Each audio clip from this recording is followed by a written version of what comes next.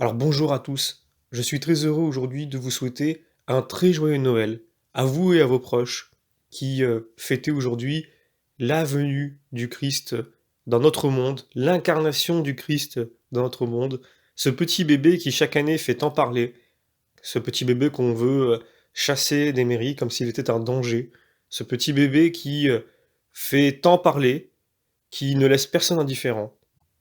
C'est pourtant qu'un bébé, et finalement, c'est l'univers tout entier qui vient à nous. Je vous souhaite, et je nous souhaite, évidemment, je m'inclus dedans, que nous puissions accueillir le Christ dans notre crèche. Alors, pas seulement la crèche que nous avons au pied de notre sapin, mais vraiment notre crèche à nous. Que le Christ puisse rentrer dans toutes les parties de nos vies, même celles dans lesquelles nous ne l'avons pas encore fait rentrer. Et nous savons très bien que nous avons toujours des parts d'ombre, des difficultés sur certains sujets, des péchés qui subsistent, des choses que nous ne confessons pas toujours. Eh bien, c'est l'occasion, Noël, de pouvoir laisser le Christ vraiment entrer dans chaque partie de notre vie et de le laisser grandir, de prendre de plus en plus de place. Vraiment, le Christ ne s'impose pas, il ne rentre pas de force, il tape à la porte, et si nous lui ouvrons, eh bien il rentre. Et quand il rentre, tout ce qu'il veut, c'est pouvoir manger avec nous, passer du temps avec nous, marcher avec nous, discuter avec nous, que l'on puisse apprendre à le connaître, et nous faire connaître à lui. Alors évidemment, quand je dis nous faire connaître à lui, il nous connaît déjà mieux que nous-mêmes, mais cette relation intime, personnelle et réelle que le Christ attend de nous, eh bien, elle se fait petit à petit à notre échelle, à notre niveau, à notre petitesse. Lui l'accepte, c'est la règle du jeu. Il nous prend tels que nous sommes, et nous ne devons pas hésiter ou avoir peur de le laisser rentrer dans tous les aspects de notre vie. Noël est un temps privilégié où nous pouvons, comme je viens de le dire, laisser le Christ rentrer. Et pour ceux qui, et là je vise spécifiquement ceux qui peuvent être en chemin vers le Christ, qui ne l'ont pas encore tout à fait accepté, ceux qui peuvent sembler être déçus du Christ, ceux qui ne l'ont pas encore tout à fait accueilli, c'est vraiment un temps spécifique, un temps de grâce où faire ce pas, tenter le coup, ouvrir la porte, permet vraiment d'obtenir de vrais fruits. N'hésitez pas, n'ayez pas peur de ce petit bébé, parce que, comme je l'ai dit également, tout ce qu'il souhaite, c'est faire notre connaissance, marcher avec nous, discuter avec nous, et être la personne la plus proche que nous ayons. D'une certaine façon, il n'est pas possible de dire: «Je suis seul à Noël». Alors, c'est facile quand on n'est réellement pas seul. Mais quand on est réellement seul, c'est plus difficile. Mais le Christ est là, et cette réalité réelle que l'on expérience à l'église, à la messe, via l'Eucharistie, eh bien, c'est quelque chose que les yeux de la foi peuvent nous donner, que l'Esprit Saint peut nous donner. Nos yeux, quand on regarde ce bébé, ou alors même cette figurine dans cette crèche, on ne voit qu'une figurine d'un bébé. Ça, c'est les yeux de l'homme. Mais les yeux de la foi permettent d'y voir la venue du Sauveur, de celui qui est tout petit, mais qui est à la fois le plus grand, de celui qui est le tout faible et qui est à la fois le tout puissant, de celui qui est là et qui en même temps est partout, de celui qui finalement est tout l'univers. Et ça, c'est extraordinaire. Alors, je sais bien que Noël est une fête qui a été paganisée par notre époque moderne, qui en a fait une fête matérialiste, et qui n'est finalement que des cadeaux et puis se souhaiter, alors quelquefois même de joyeuses fêtes, et j'ai même lu un fantastique décembre, comme le font certaines mairies, que je ne citerai pas. Eh bien, non, tout ça n'est que bêtise, tout ça n'est qu'erreur, tout ça n'est que fuite.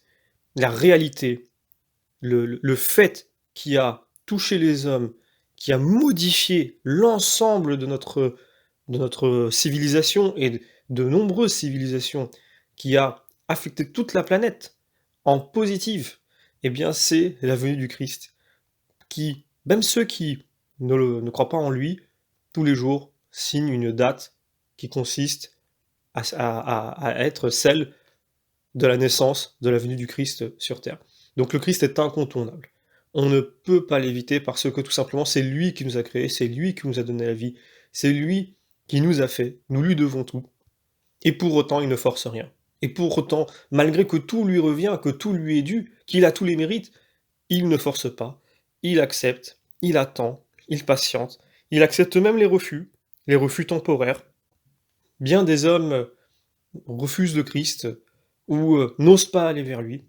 Eh bien, prions dans cette douce nuit pour qu'il l'accepte. Alors, je profite également de cette vidéo pour vous faire les annonces de 2022, puisque le programme va légèrement changer sur la chaîne. Alors, pas grand-chose, évidemment, c'est de petits changements, mais je souhaitais vous en avertir. Eh bien, vous vous étiez habitué à avoir pratiquement une vidéo par jour depuis longtemps, mais le temps nous manque et nous souhaitons continuer à développer les ouvrages à bas prix et nous savons qu'il y a un vrai besoin à ce niveau-là. Moi, je reçois souvent des messages de personnes qui me disent: «Alors, merci pour les audios que vous faites, évidemment, c'est c'est important, ça permet de pouvoir avoir accès à des audios qui sont quelquefois difficiles à trouver, voire qui sont inexistants, qui permettent de les écouter dans diverses circonstances, dans la voiture, ou en marchant» et les livres à bas prix sont aussi une richesse parce que un livre, c'est différent d'un audio. Moi, je connais beaucoup de personnes qui sont incapables de se concentrer sur un audio. Ils ont besoin de lire et vice versa. Et donc, on sent qu'aujourd'hui, sur les livres, il y a vraiment beaucoup de demandes et surtout beaucoup de chrétiens qui nous disent: «Mais c'est difficile d'obtenir des livres à des prix raisonnables aujourd'hui, surtout dans la tradition de l'Église». Alors, comme nous souhaiterions vraiment développer cette partie-là, eh bien, nous allons passer l'année prochaine à 5 vidéos, par semaine. Donc il y aura 2 vidéos en moins par semaine. Ce n'est pas un très grand changement, mais pour ceux qui sont habitués, qui sont depuis des années, vraiment dans cette habitude de pouvoir écouter telle vidéo à tel moment, eh bien, il y aura donc 2 vidéos en moins par semaine, ce qui n'est pas grand-chose, mais je préfère quand même, vous le dire, parce que ça fait des années déjà que nous mettons une vidéo par jour. Également, je souhaitais vous faire des annonces, du coup, pour les livres et comme, vous l'avez su pour ceux qui sont abonnés à la newsletter de notre site, alors n'hésitez pas à aller dessus, donc lacavernedupèlerin.fr. Vous pouvez vous abonner sur la newsletter et recevoir les informations concernant les livres. Alors vous voyez, chaque, 10 jours environ, l'apparition d'un ouvrage qui apparaît en vidéo. Pour ceux qui n'ont pas reçu la newsletter, sachez que nous avons une personne au Liban qui nous aide également pour les livres, à qui, nous reversons, ce qui représente là-bas un salaire, mais ce qui représente une somme, assez faible pour nous ici. Ça nous permet à la fois de l'aider et également de pouvoir avancer plus rapidement sur les ouvrages. L'année prochaine, nous allons continuer dans ce sens-là en espérant pouvoir avoir une deuxième personne qui nous aiderait du Liban et nous souhaitons vraiment l'année prochaine axer encore davantage la ligne éditoriale sur des ouvrages des pères de l'Église. Nous savons qu'il est difficile de les avoir, en tout cas à un bon prix, et donc nous souhaiterions vraiment rendre l'accès à ces ouvrages-là de façon la plus généralisée possible pour que tous puissent en profiter.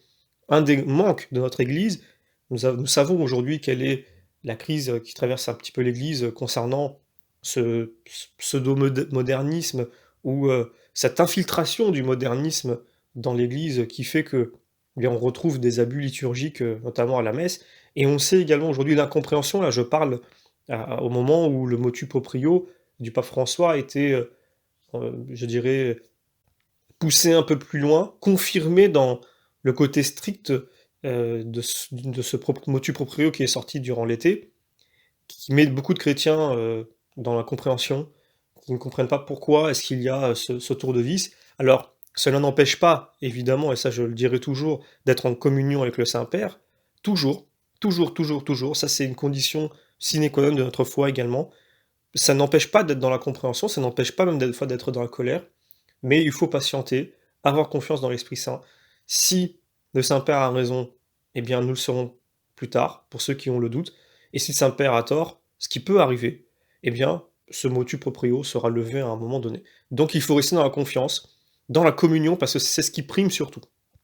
Donc au-delà de ces éléments qui font que on peut avoir un manque de connaissances, un manque de confiance dans l'Église, il y a l'absence aussi d'accès à la tradition de l'Église. C'était le but déjà des audios de la chaîne, où on va continuer à mettre des enregistrements qui concernent la tradition, dont des commentaires des textes, On va aussi faire beaucoup de textes qui sont des encycliques cette année. Et sur les livres, beaucoup de pères de l'Église. C'est important parce qu'il y a tellement de commerce qui se fait de la part de pseudo-chrétiens sur les premiers chrétiens qui veulent parler en leur nom alors qu'ils n'existaient pas à ce moment-là, qui veulent faire dire aux premiers chrétiens ce qu'ils n'ont pas dit pour justifier leur foi. Je pense par exemple, on peut penser aux témoins de Jéhovah, on peut penser à certains courants protestants qui prétendent que l'Église primitive ou les premiers chrétiens disaient ceci, disaient cela, se comportaient ainsi pour calquer un petit peu et justifier leur propre attitude. Alors évidemment, le but n'est pas de les attaquer, ce sont nos frères dans la foi pour les protestants, et j'en connais d'ailleurs qui cherchent aujourd'hui à connaître les pères de l'Église. Nous pouvons aussi prier pour que cette quête, qui est bien souvent sincère, les mène justement vers l'Église, parce que tous ces commentateurs, ces docteurs de l'Église, ces pères de l'Église, en fait, ont forgé l'Église catholique. Donc l'Église universelle, l'Église du Christ fondée sur les apôtres. Voilà pourquoi aussi nous souhaiterions mettre l'accent encore plus sur les livres des pères de l'Église l'année prochaine, et aussi sur des audios si Dieu le permet. Voilà, donc pour cette vidéo, je ne serai pas plus long. De nouveau, je vous souhaite un très joyeux Noël, que le Christ puisse continuer à rentrer dans toutes les parcelles de nos vies, tous les morceaux où il n'est pas encore entré, qu'il puisse continuer à grandir en nous et qu'il puisse nous mener sur cette voie de sainteté vers une sanctification qui nous permettra un jour de pouvoir avoir une réponse positive à cette fameuse phrase « Je veux voir Dieu ».